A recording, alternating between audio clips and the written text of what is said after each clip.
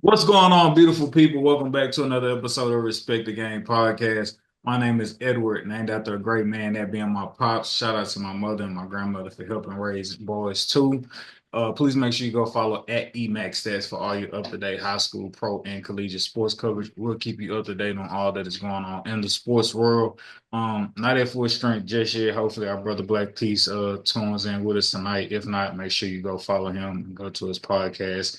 We got some new episodes out on Talking Smoke on all your streaming podcast platforms. But outside of that, man, 3 on 3, we're gonna always get the job done. What is a podcast without your brother? Man, Shine Hard Izzo, Big Brother Iron Man, Shine Hard Surgical Pics, Instagram, Twitter. Let's get into it. No sweat. Good morning, good afternoon, good evening, depending on where you are in the world. It is I, the one and only Sedataious Xavier Miles. And on behalf of me and my brothers, I just want to say thank you so much for rocking with us. Let's go. Hey man, getting straight to it. Sedacious, my brother, I have to hold your feet to the fire to start off the podcast with none other yours truly, Josh Allen. Um I was anxious to see your reaction. Go ahead, what you about to say. No, I'm wondering what was there anything spectacular that he did to you? Well, I think what he did was spectacular to the world, and the reason I say that is because Josh Allen has, as of today, or since Sunday rather, jumped Lamar Jackson as the MVP favorite.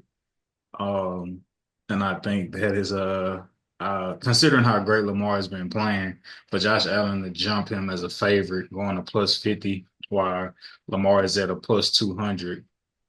Um, I think it's fair to say that Josh Allen has been playing arguably some of his best football of his career. Um, and I just want to know, are you finally respecting Josh Allen's game? No, What? no, bro. Why not? Why not, bro? He just don't have the it factor to me. I'm sorry. He can play. He's athletic. Knows how to win. But I mean, I just and I guess that's all that matters. But I don't know. I guess when I see quarterbacks, it's just I guess you just gotta wow me. And Josh Allen just don't wow me. You know what I mean? And he's been held up with the likes of Lamar Jackson and Patrick Mahomes and Joe Burrow. And I feel like they just have a talent that Josh Allen doesn't possess. That's just me personally. I could be tripping, but I just when I watch Josh Allen play, he looks like a better Brett Favre, and Brett Favre knew how to win. He just wasn't necessarily, I think because Brett Favre made so many miraculous plays, he was considered elite. But when it was all said and done, he didn't have that elite of a career other than winning the one Super Bowl. And and I feel the same way about Josh Allen. It's just a modern day Brett Favre to me. 2,500 passing yards, 64% completion, 18 touchdowns to 5 interceptions. Also, 5 touchdowns rushing with 316 rushing yards. That does not wow you in any way, shape, or form. Um, that doesn't wow you in any way, shape, or form, my brother, with this team being 9-2 and defeating the Super Bowl champions, who some were feeling like they had a high chance of going undefeated. That I don't said, wow you, not even a I little said, I bit. said, I said, I said that Buffalo was going. I said that Buffalo may win that game. So it's. So, okay, why did you feel like Buffalo was going to win that game? I feel like they have a better team. I feel like Buffalo has the most balanced team besides Detroit, the best balanced team besides Detroit. As far And as you all, don't, and part of them having a better team, you don't think Josh Allen is at the helm of that? Okay, so what I'll give Josh Allen is that he is playing smarter. And now that he's playing smarter, it's translating to winning football games and it's translating to complimentary football. Um, I don't feel I don't see I feel like some games he's a game manager and some games he can take over the game. It's just This not is every game is he taking over the game to me. this is Some where games, go ahead. I'm sorry. This is where I have to hold your feet to the fire, put you on the hot seat, or whatever you want to call it. We have you on record for years upon years when Josh Allen had Stephon Diggs. You were adamant that his success was dependent upon having a Stephon Diggs. Stephon Diggs is long gone. And he again is when you could also argue he don't have a true number one receiver. I mean, maybe Keon Coleman, he's a rookie. He has it up and down. They got Amari Cooper. We know how you feel about him. There's no Stephon Diggs to quote unquote save him or bail him out, as you would say in previous years. And he is still, as you say, at this point, he's playing even smarter without a Stephon Diggs, without a marquee receiver. How do you not respect that? Okay, and I'm glad that you said that because Stephon Diggs is a name. And once you took Stephon Diggs' name out of the game, you see the true Josh Allen. Who Josh Allen has right now are weapons who are no names. So these defenses are not expecting Shakir to get off. They're not expecting Keon Coleman to get off. They're not expecting James Cook. You know what I'm saying? Like all of these different weapons, he still got James Cook coming out the backfield. Bro, like that setup, that defense, that coach, that culture in Buffalo, like and that's just it's too much for Josh Allen. You know what I'm saying? For me to just Nah, bro. I think if Josh Allen was playing horrible, like you would be on his ass like a tight pair of drawers. no, if Josh I think Allen's he's playing horrible, I'll be like, hey, I bro, guess not. because you gotta understand, I'm not putting no disrespect on Josh Allen, bro. I don't think he's better than Dak Prescott. Right? You know how I feel about Dak Prescott. So, you know what I'm saying? Body of work. I don't see how you don't think he's better. I would take Josh Allen over Dak Prescott in a heartbeat. And we can remove the poverty-stricken season that the Cowboys are having now, and I'll still take Josh Allen over Dak. Yeah, no. Not me, not right now. Even with that, even how I feel about Dak, it's just no. No, I just don't see it. I don't Yeah, see man. it. I feel like if you take Dak out, if you take Josh Allen out and put Dak Prescott in that situation, you'll get equal or a better result in my mind. I don't. Yeah, man. With how Well, you Josh. know what? Let me back up. Let me back up, right? Because I forget when I have this conversation about Josh Allen and Dak, I forget that there's a part of Dak Prescott's game that is no longer there. Right? You talking And about he using his legs? yeah. And so I could be, because when I think about Dak, I think about all of his would-be attributes. But that's not one of them anymore. And so it's just kind of like I don't even know how to feel about Dak Prescott no more at this point for real. But we'll see. Only time will tell.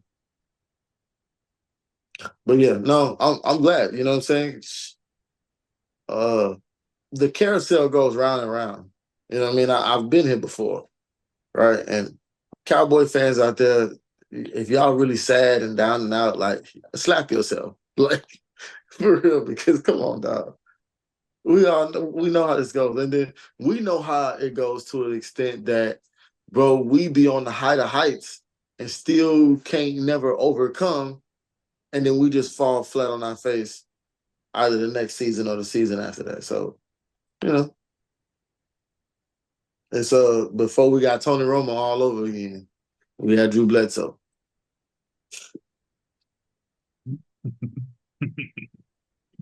So, yeah, we're here now. That's it. That's all I got. I don't want to say nothing else about the Cowboys.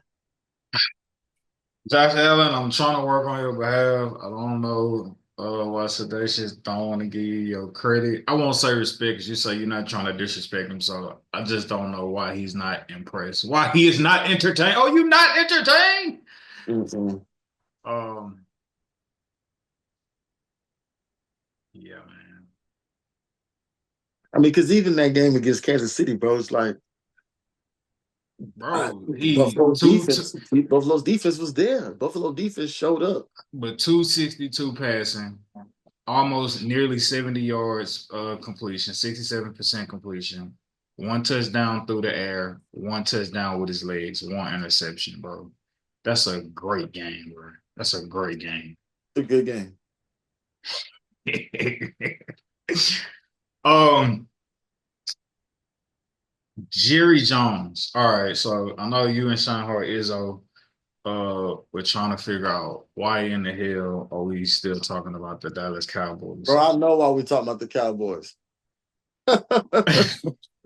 Contrary to popular belief, we're not talking about the Cowboys because they quote unquote drive clicks and attention and views. That's not why we're talking about the Cowboys. No, that's why the Cowboys are relevant still. And they have a losing record.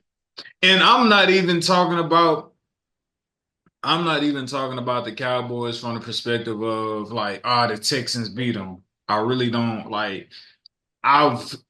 The way I feel, I'm trying to figure out why we didn't beat them by more. That's how I'm feeling about the Texans. But we'll take the win. Um, First thing first, the Dallas Cowboys are like a player in fantasy who doesn't care about their team anymore. And so you get to beat up on them because they leave everybody in who is on IR or who are like on a bye week. You know, you get that player, you got like, oh, who I play this week, and you see like, oh, they won in whatever, and like they whole roster is full of bye weeks and IRs. That's who the Dallas Cowboys are, uh, as it relates to just everybody having a turn at like whooping their ass. That's the first thing. Second thing is this is how Cowboy Nation goes about getting Jerry Jones out, uh, get Jerry Jones to relinquish all the power that he has over the organization. Y'all must protest, but I'm not saying like, picket signs or going to the games and chanting whatever slogans or slurs. I'm not talking about that type of protest. Dallas Cowboy fans, stop showing up to home games. Try to make that stadium as big as it is. Try to make it as empty as possible.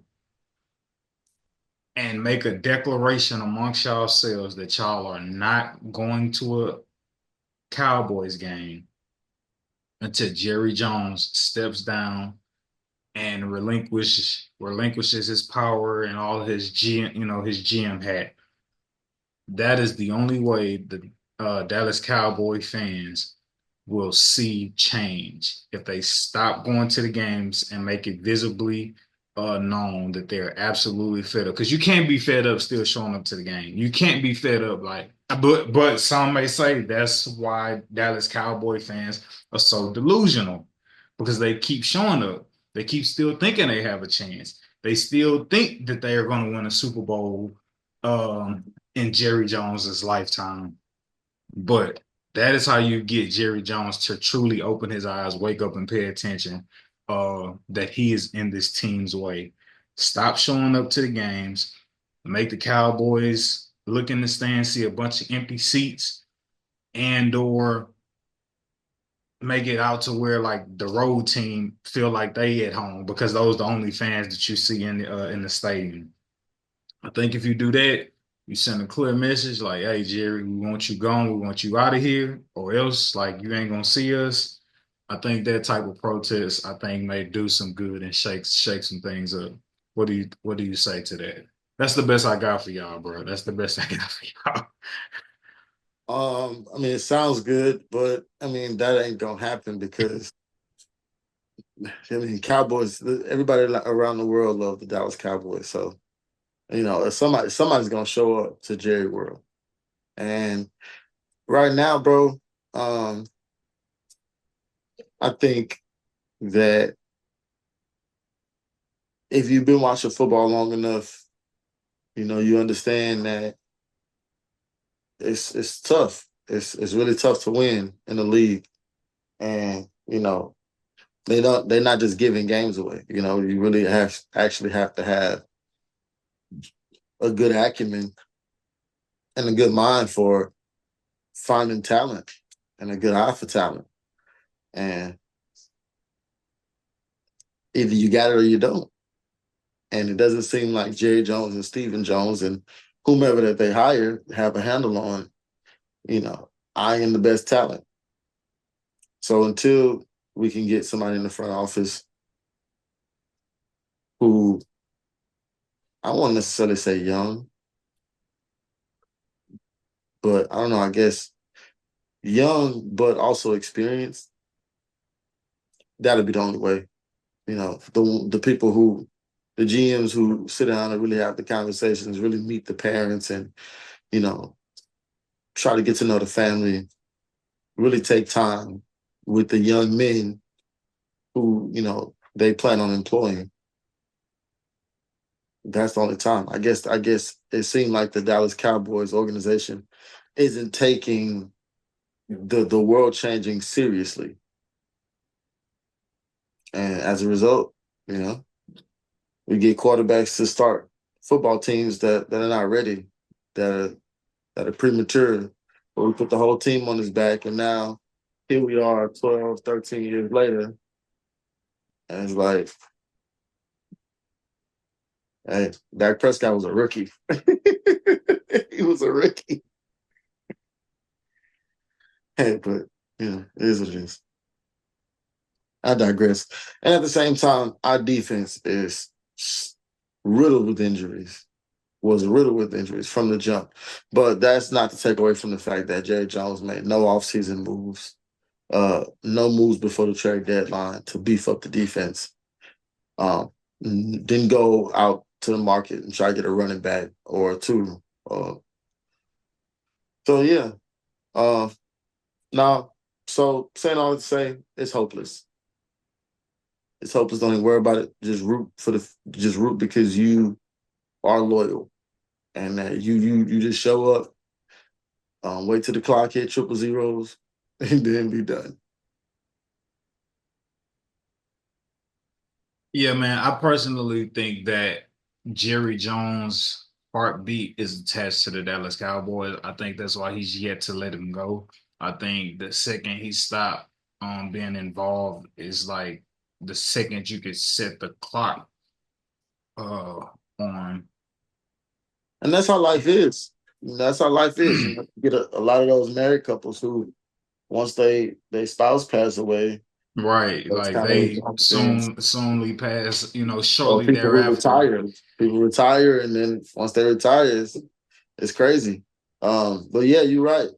It is, and it's seemingly so in the worst ways.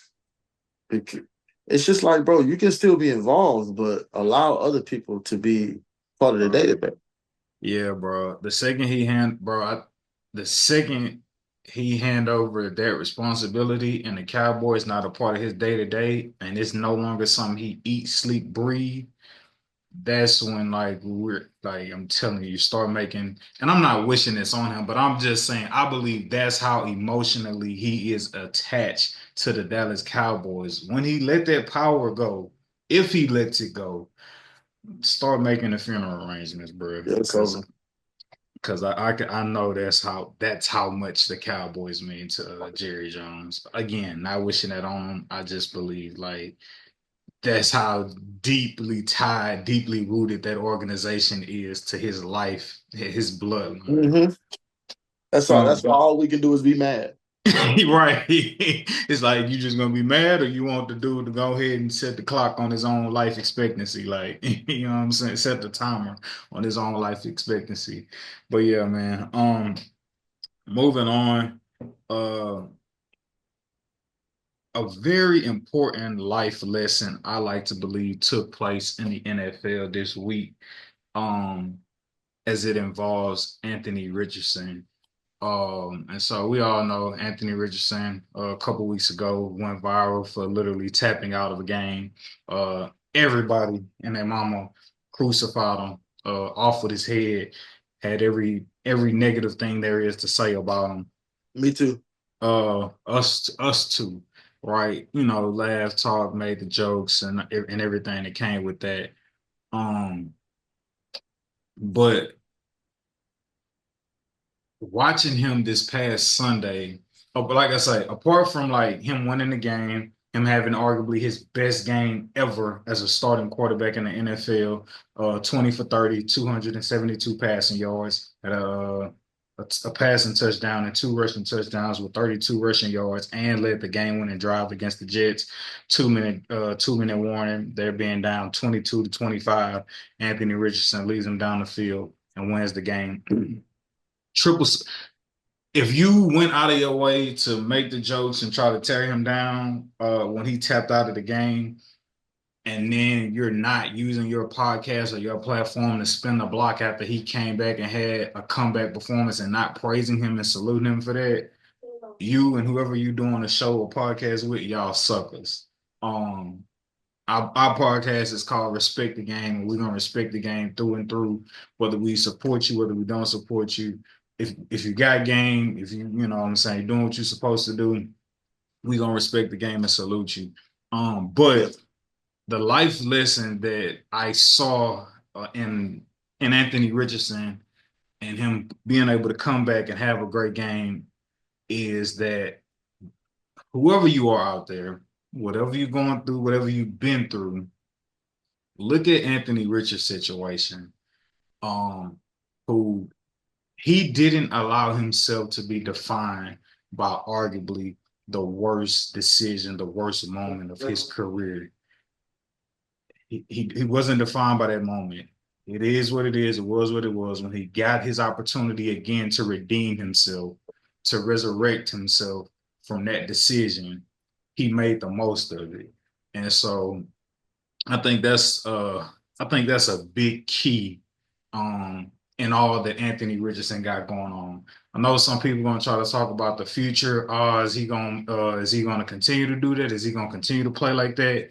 I can't speak to that, but specifically from the time where he had arguably the worst moment in his career to him being given another opportunity to rectify that wrong, he made the most of it. And so to anybody out there, again, going through your go-through, struggling, or you know, beating yourself up because you made whatever mistake it may be and you feel like you can't bounce back from it, just stay ready for your opportunity. Stay ready for your opportunity to rectify whatever wrong you may have done or whatever mistake you may have made, and just don't allow yourself to get that down. Don't beat yourself up so much to the point where you feel like you're forever defined by your worst mistake in life. Um, as Anthony Richardson, obviously, he didn't do that. He stayed ready for his opportunity again, and he made the most of it. Again, 20 for 30 passing, 272 passing yards, one touchdown passing, no interceptions, with two touchdowns rushing and 32 rushing yards. Anthony Richardson, salute to you, and I hope people out there who try to watch the game with a more eye that, you know, doesn't just watch what's going on above the surface, but you know what I'm saying, just try to, you know, see the game, you know, on a different altitude, a different playing field, whether it be, you know what I'm saying. That's the beauty about sports. You get, you know, learn plenty of lessons through sports. You know, people, they take away that Mamba mentality and how Kobe applied himself on a basketball court. And people take that and use that and apply it to their life in whichever way it best fits. And so, yeah, I thought that was a real life teachable moment of like what Anthony Richardson went through. And again, triple salute to you. Respect the game. I will say, I don't want to just say anything like I wish the best for you. I really don't, because you're in the same division as the Texans. But we swept y'all. We swept y'all this season. So anytime y'all not playing the Texans, I'm rooting for you, bro. And just way to bounce back, Anthony Richardson, and not allow yourself to be defined by the worst moment, arguably, of your professional career. Salute, respect to you, my brother. Um, yeah, man. Crossing over to the NBA, Sedataious. What do you make of Tyrese Maxey, it being reported that Tyrese Maxey had to call out Joel Embiid for not or for being late to meetings and him having to hold him accountable and say, yo, bro, like, you know what I'm saying? Like, get it together, so to speak. What do you make of that? Is this a big deal, not a big deal? Is it just the fact that they losing? Small problems are magnified all the more? What do you make of it? Actually, I want to take another angle on this that I hadn't heard people approach it. I think this is a big deal, and it's on Tyrese Maxey's behalf because this shows leadership. Um, what doesn't really show leadership is that you kind of got loose lips about what's going on with the team. But if that were the case, if that actually did happen, then kudos to you, bro, for being a leader, for stepping up, for understanding what it takes to win, for wanting to be disciplined, for wanting to lead by example. And with you showing the example and people not following, having an attitude about it, meaning to rectify it. And I say keep it up, bro. I say that is championship mentality, or that's on its way to championship mentality. And yeah, that's what I want to use my platform to say. Tyrese Maxey, real nigga. Shout out to Tyrese Maxey. Me personally, I think this is the beginning of the end. You can chronicle it, do it by chapters, but I think this is the beginning of the end of the Joel Embiid trusting the process, whatever experience. Um, I think that first you had people feeling some type of way of like you wasn't healthy for us in the playoffs, but you mustered up the energy to go ride the curtails of the other superstars to go win your gold medal. And when you could have been resting when the season started, you're not fully healthy. And then while you're not fully healthy, you're telling us you're not playing back to backs. Then you trying to joke it off and say you trolling, but we all know you was like dead ass. You're not playing back to backs. And then you accompany all of those things with now the fact like Joel and Tyrese Maxey got to get on you about being late. I believe that this is the Just say you don't want to be there. right. I feel like everything prior was the like the preface, like the introduction, and this is now the final. This is the first chapter to the beginning of the end of Joel Embiid leaving the Sixers with these reports about Tyrese Maxey having to call him out about being late. That's horrible, man. You got it, Izzo. But nah, Joel Embiid is a disgrace in regards to leadership. Great player when he's on the court in the regular season, but in the playoffs he comes up a bit small. And again, he's lacking within a very pivotal and strategic department, and that's leadership, man. And I'm so thankful that Tyrese Maxey had the wherewithal to just be like, man, enough is enough. Like, bro, can you start being on time to everything? And the fact that he stated that he was late, not to just one or two meetings or a certain type of meeting, but bro, you're late to everything, which tells me that the organization, whatever, is okay with him doing whatever, whenever he wants, as if he's just a made man, like you are a multi-time champion, right? Like you're just this big Forget figure. multi-time if you It just a seems as though, champion. yeah, bro, and it's like, yeah, you won the MVP, but it's like, man, it's like you put all your energy into winning the MVP that year, and immediately after that, it was just like, man, it's almost like you kind of like broke your body. You sacrificed, your soul for that MVP year just to like kind of fall off a proverbial mini cliff, so to speak. It just in regards to availability, when I say cliff, obviously the skills are still there. He didn't forget how to play basketball, but man, it's just it's disheartening to see. But I am happy that Maxey spoke up because he's the young star out of that bunch, and um if anybody gonna care about it, he is. And for him to call Jimmy Butler the best player in the league, just gave further cheap shot implications of, yeah, I don't really care about the Sixers. I don't, you know what I mean? I just didn't like it, man. It was a bad post game interview by Joel in regards to those remarks, but I love them, remarks by Maxey, trying to hold him accountable. To champion Jimmy Butler as the best player in the league when we know that's absolutely not true. It's Troll. like why you even is no why other is your reason? mind even over there?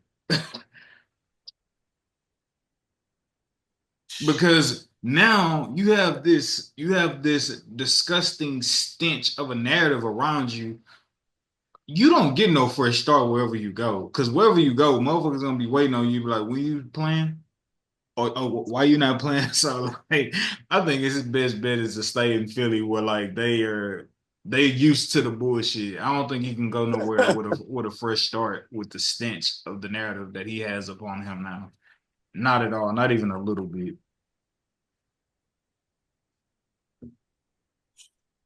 Man, the But Sixers are 2-11, bro. and the arrogance for him to think that he could just like show up around the playoffs, like they was like going to the playoffs was like a guarantee for them. You're gonna get traded for Zubac. Man, Lee Zubac played, and he played back-to-backs. What's this? Joel Embiid is crazy. It's just sounding more and more comparable as the days go by. No, that was an excerpt from a private conversation that we held. I think you said that on the podcast, bro. I was dying for like Probably 5 did too, but I mean, from a talent perspective, it makes no sense. But you right, but right now you make that trade on 2K, it's definitely getting rejected, right? But it's but it's just like, man. The Cavaliers lose tonight. Insert live reaction to the Cavaliers losing to the Boston Celtics, ending their 15-game win streak. The Celtics, obviously, they're the reigning champions. They're trying to defend their crown this season. Hottest start in the league for the Cleveland Cavaliers. Again, 15-game win streak before losing to the Celtics tonight, going 15-1 now with their record. Do y'all deem them to be true contenders? And is that a disrespectful question considering their record? I do deem them to be contenders in the East. You got to look at teams historically who have started off 15-0. It's a very short list. However, I think they ran up against a team that matches up against them well.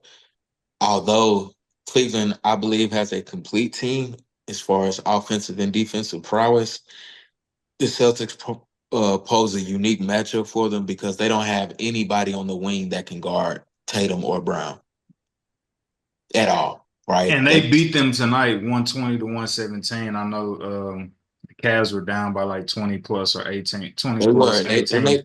They fought back. And they fought back, which is to be commended. But also, too, added note, you have the Celtics beating them tonight, not at full strength with the Porzingis team. Yeah, with no Porzingis still, and the Celtics are still doing this. I have the Celtics as another repeat favorite to go back and win the title. Assuming Kristaps comes back and it's the same player. after the ankle surgery in the offseason. But um, I mean, shout out to the Cavs, man, for a valiant effort. I believe they run up against anybody else. They're poised to win, especially that surge that they were able to lead rather in the second half. I think if that's anybody else, they win that game. I just think Boston has their number. If you just go back to their bouts over the last couple years, that's always a hefty battle between those two. So, shout out to the Cavs, though, man. They fought. They're a really great team this year. And shout out to Evan Mobley for taking that leap. And shout out to Kenny Atkinson for putting him in more, advantageous situations to use him using him to his skill set and being able to face up, get to the basket, using him as a primary option, a 1B to Donovan Mitchell's 1A, on offense. No, I like Kenny Atkinson. The Cavs are the fourth team to start 15-0, joining the Golden State Warriors in 2016, the Houston Rockets in 1994, H-Time Hope, and the Washington Year, Capitals. year they won it, by the way. So we asking yes, and hold on, Dacius, hold on. Again, the Cavs are the fourth team to start 15-0, joining the Golden State Warriors in 2016, Houston Rockets 1994, and the Washington Capitals in 1949. The Warriors they set the all-time record with 24 straight wins, 73-9, but we know how that season ended. And all three of these teams made the finals that season. Wow. And the 1993 Rockets were the only ones that actually won it, though. H-Time Hope. And but history would say that the Cavaliers are going to the finals this year. No, they're not going to the finals. They're not going to either make it past New York, Milwaukee, or Boston. New York don't play good defense. Cat is allowing a historic 90% conversion rate around the basket to bigs, which is unheard of. I definitely see them getting past the Knicks. I think they'll get to the Eastern Conference Finals. I think that's a very feasible and realistic expectation for them. I think they can send that series to 6 or 7 if they do face the Celtics, but I do still have, if healthy, I do have the Celtics coming out on top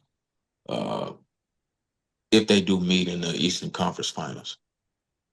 Like I said, I think Cleveland is legit this year. I ain't gonna lie to you. I'm still holding it against the Cleveland Cavaliers while they still have Jared Allen on their team. When they lost last year, Buddy legit said he felt like the lights were too bright.